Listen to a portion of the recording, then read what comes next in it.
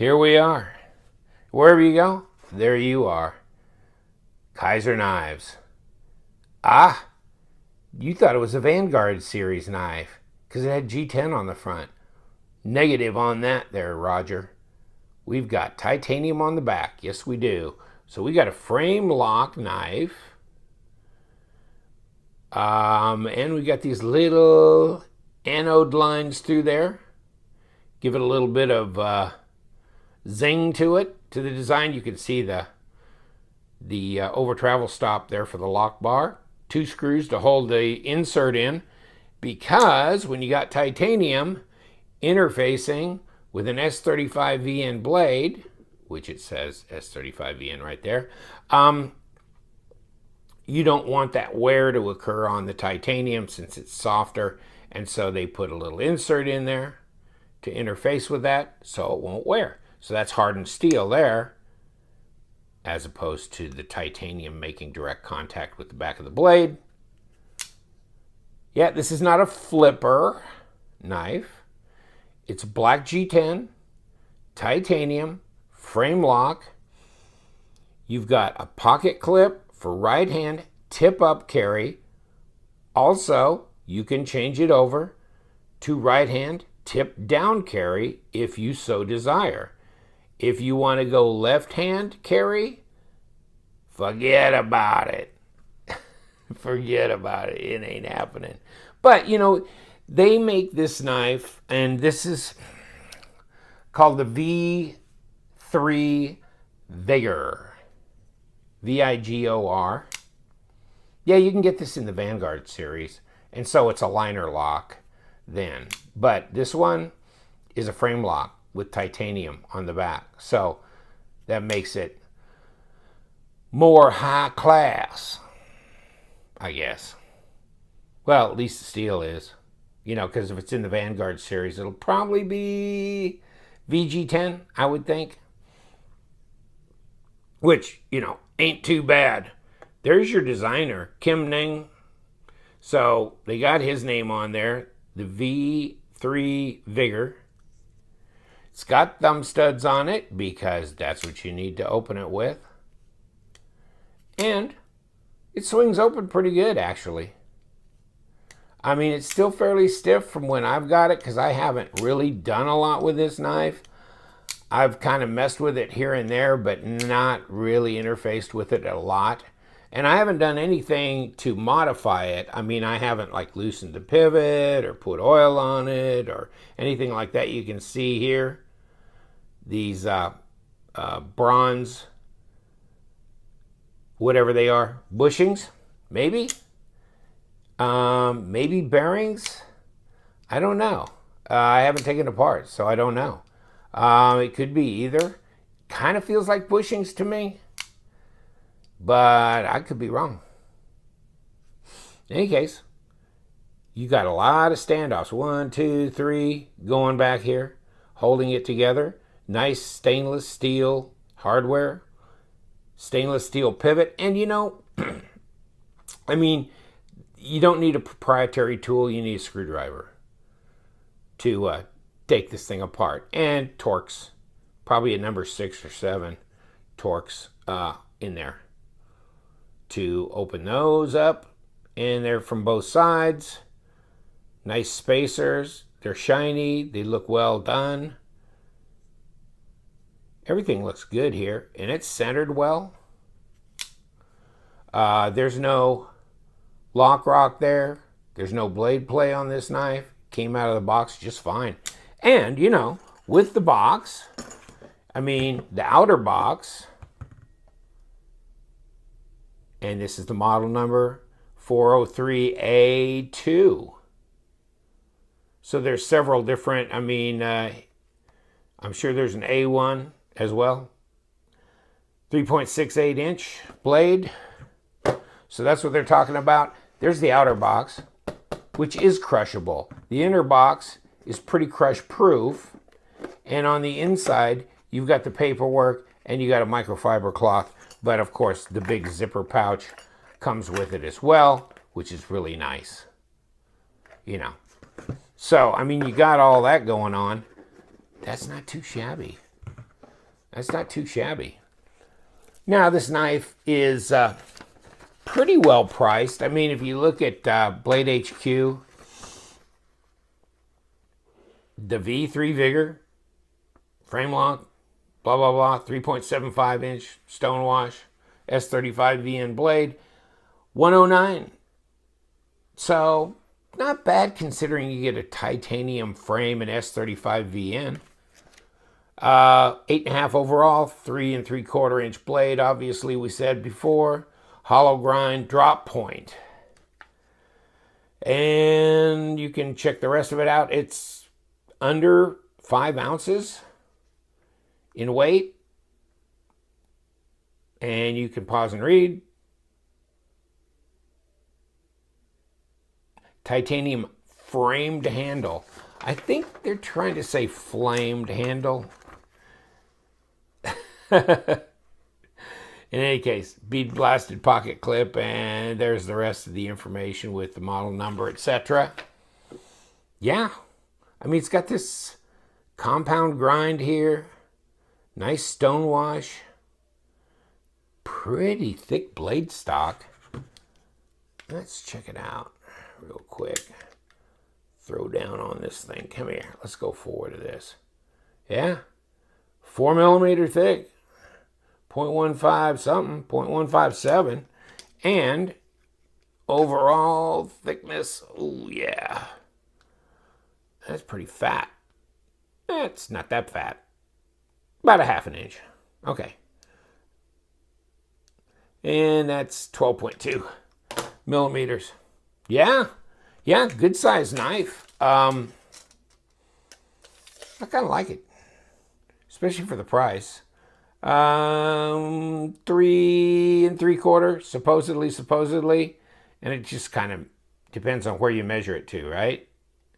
You go up here, you a little less than that, but you're looking at about 95 millimeters, somewhere in there, maybe 96 millimeters, and then overall 21.5 centimeters at about 8 3/8 overall length. Okay, let me get the black background out of here. It's easier to see it that way, isn't it? Especially when you got black G10. Not a big fan of black G10 necessarily, but this is really grippy. And it's really, this is a user knife. You know, this is not some safe queen, something that you're gonna, you know, all bundle up and wait 5 years and hope it goes up in price or something, you know, like a trophy knife or something. Nah, this is going to be a user knife. So, you know, it's easy to handle. It feels good in the hand. Pocket clip's not a hot spot, thank God. A real working finish on that pocket clip as well. But you know what? I'm not a big fan of single screw pocket clips, except, you know, this one's kind of milled into the handle. See, and they got this little blocker plate for the other side. That's kind of nice. That's an extra touch. That's a hinderer deal, right? I mean, he's got blocker plates on his deal. So, you know, this is nice, and it's solid. So, and you know what? It's not overly tight. It goes into the pocket pretty good. I've had it in my pocket, and it slides in really good. Goes in, goes out. Pretty easy to handle this knife, deploy it, and you got ambidextrous thumb studs. Unfortunately, you don't have ambidextrous pocket clip choice. So just tip up and tip down. But nice. You know, you could slice with it, but it's pretty heavy blade stock. So it's probably not the best. I mean, piercing, yes. Cutting up cardboard and doing heavy chores like that, probably not real fine slicing work as much. Although, you know, unlike the flippers, you know, where the flipper tab, you know, kind of puts the knife up at a higher angle here, this is a little bit better. Although, you know, not quite flush, but a little bit. So not bad that way. And it's got a high enough grind on here. You could do some reasonable slicing. kind of a multi-purpose blade, don't you think? You know, you got plenty of material out here for piercing.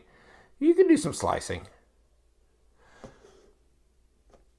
But overall, almost, you know, this widening back here, almost a little bit of that Strider look to it, you think? Although kind of more elegant and elongated. And you got a lanyard hole. You can do that. Open design, easy to clean. Doesn't look like it'd be too tough to take apart either. Yeah, feels good in the hand. You get a little bit of a twank with that, but depends on how you fold your hand around it. You know, I've just figured, you know, I've dealt with so many different types of pocket clips. This does come up a little higher than a lot of them do, or than some. I like it when they kind of lay down a little bit, roll this edge over just a little bit. I mean, you do want this open area here to get into your pocket, but you don't want this pointing too high up there.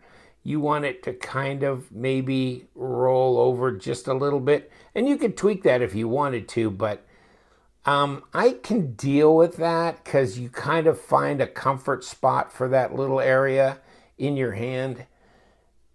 Yeah, and it's not a big deal. You can roll your hand a little bit forward here if you want, but it's not a huge area to do so. But you can go forward on it a bit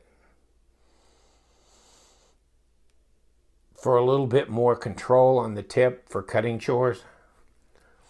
And talk about cutting chores. Well, it's, you know, it'll cut paper. So, yeah. I mean, it feels